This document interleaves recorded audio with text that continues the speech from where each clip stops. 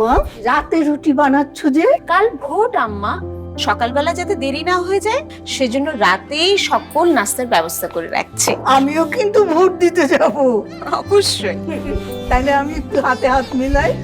তোমার চুল বাঁধা দেখতে দেখতে ভাঙলো কাচের আয়না, তোমার ছলকলা মোটেও কোনো ছলাকলা না, বরং জাতীয় সংসদ নির্বাচনে ভোট দিতে যাওয়ার উদ্দীপনা, দায়িত্ব পালনের প্রস্তুতি। শুধু আমি না, আমার সব বন্ধু বান্ধবরাও কিন্তু ভোট দিতে প্রস্তুত।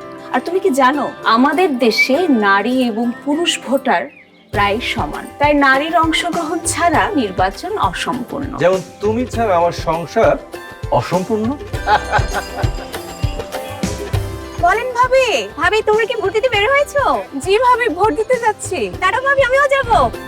নারীর ভোট দেশের শক্তি, ভোট দিন দেশের জন্য।